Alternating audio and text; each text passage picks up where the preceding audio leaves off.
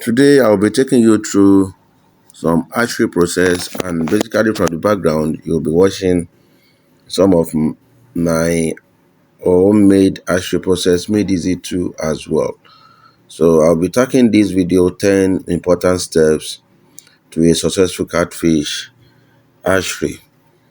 As we know, hatchery represents one of the fastest and one of the made easy money spinner in catfish farming, and that is why and I'll be giving you this short video today. And this process takes through getting a very good broodstock and injecting and all other factors.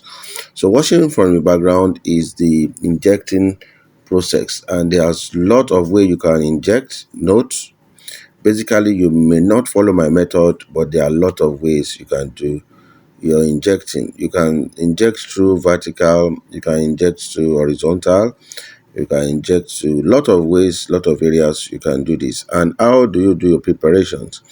Your preparation start from selecting a quality broodstocks.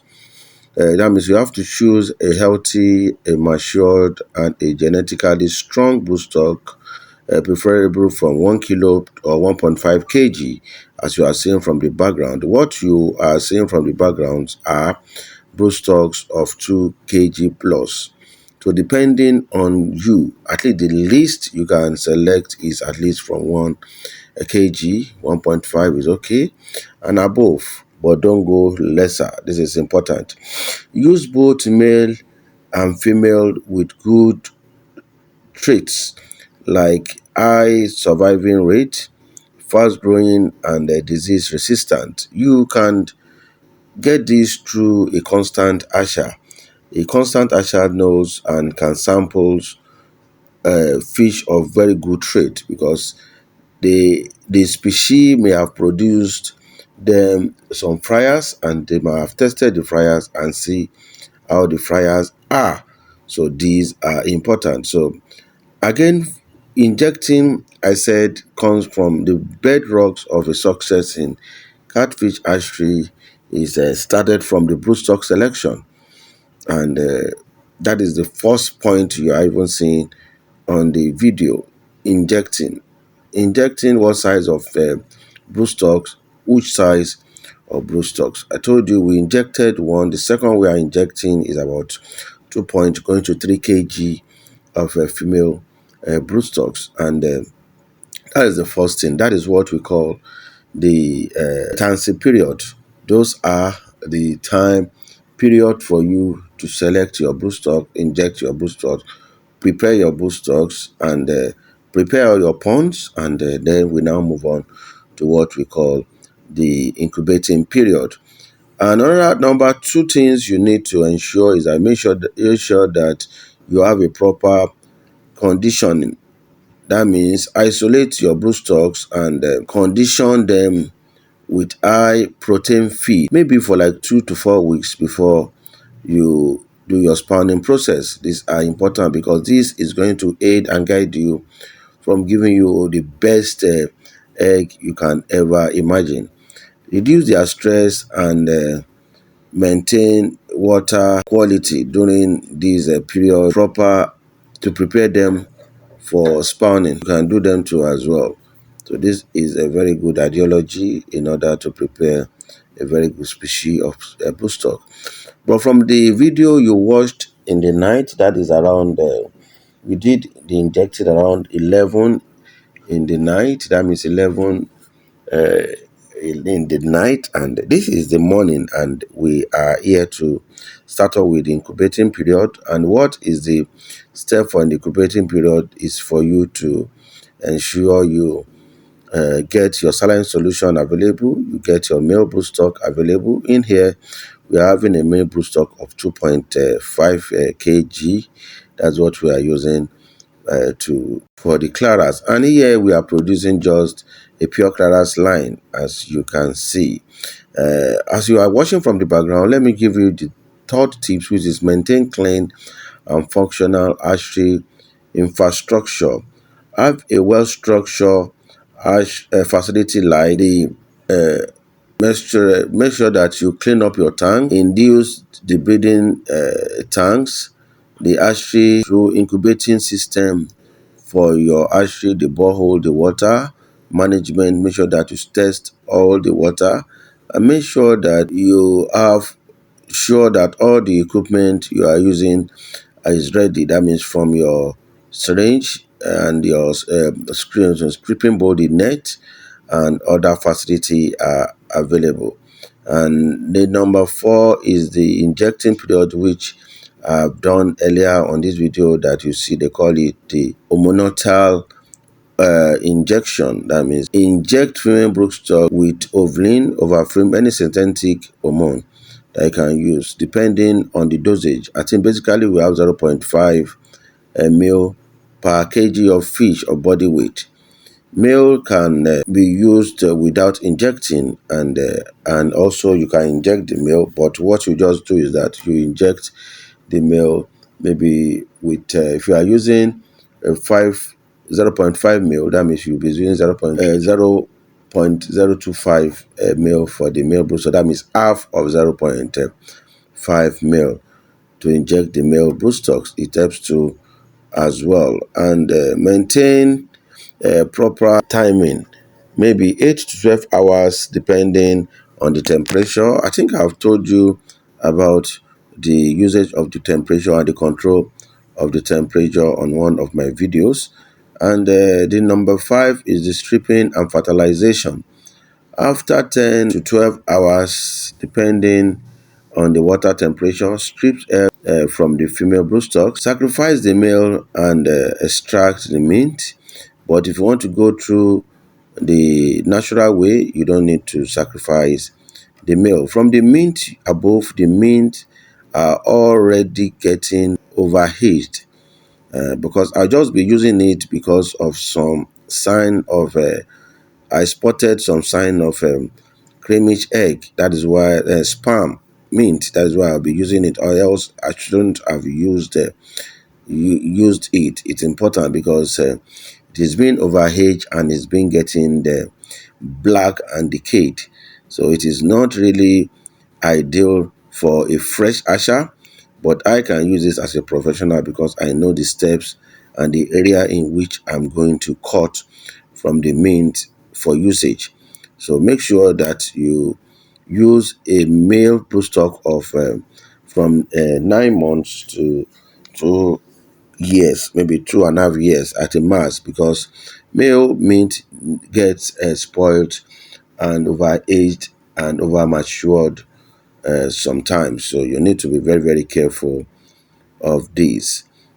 I told you I'll be going to the number six right away, which I'll be talking about incubate eggs properly. That means transfer fertilized eggs to hatchery tanks with clean flow through water. Maintain temperature of 26 to 30 degrees centigrade. Provide adequate aeration and prevent fungus using any kind of methylated blue, or you can conveniently use your salt. Salt is really ideal for this purpose.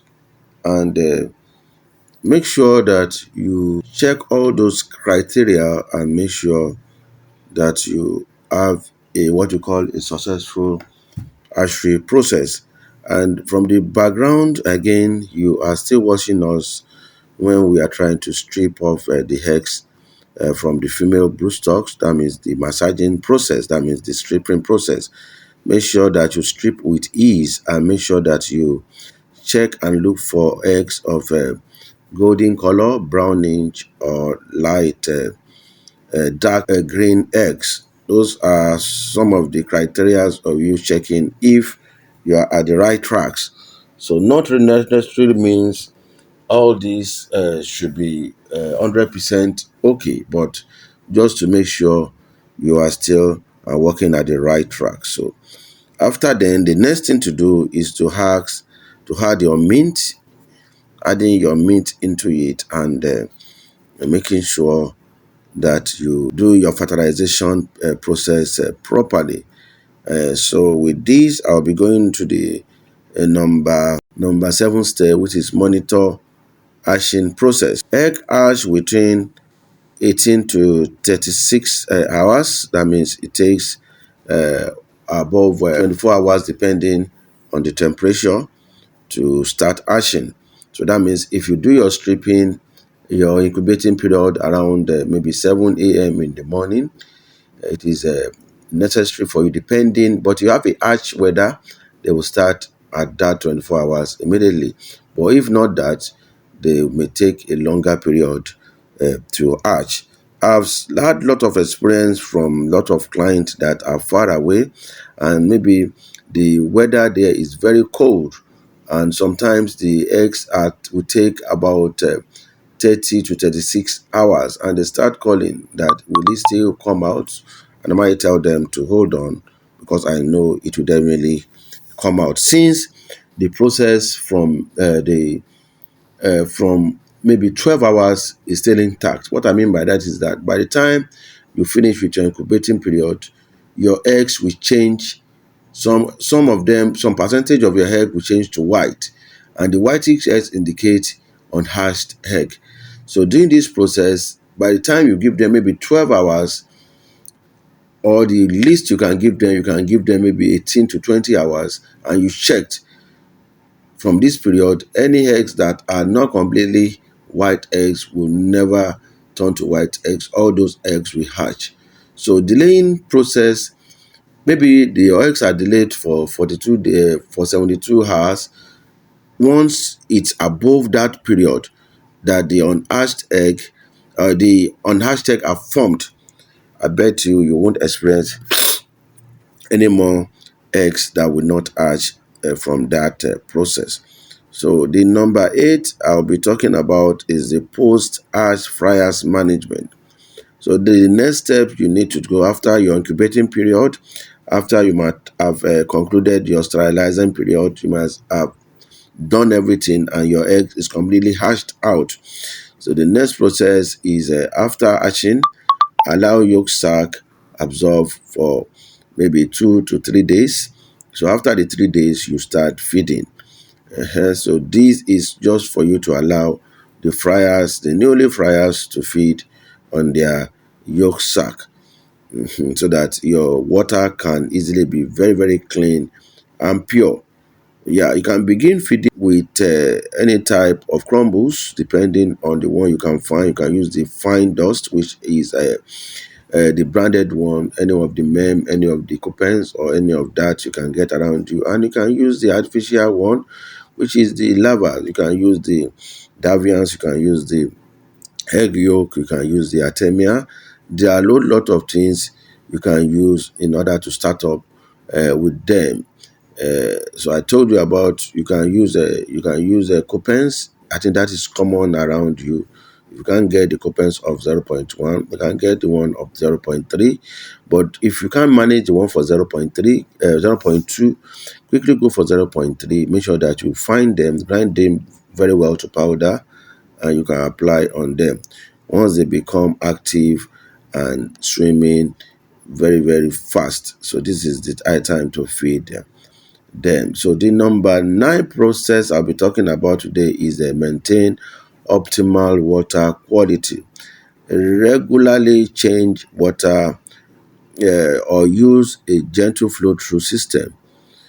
Keep parameters in check. It is important. Like the temperature I told you, you should be looking for a temperature of 26 to 30 degrees centigrade. And you have to be checking your pH too as well, looking for a very good pH of 6.5 to 7.5, and the dissolved oxygen to be 5 ml per liters. And the number grading and fryers management, that is the number 10, and that's the last one. That means grade fryers after 5 to 7 days to separate fast growing fishes from them, so that they don't be cannibalizing themselves. Prevent cannibalism and overcrowding. Maintain regular feeding schedule and observe behavior. Make sure that you observe the behavior. You will like any kinds of hatchery process, any kind of mentorship process. Make sure that you contact us, and we make sure that we guide you and give you the best. So once again, my name is Tiremelu Tola Isabi on the team. A great uncle on this channel. Thank you and God bless.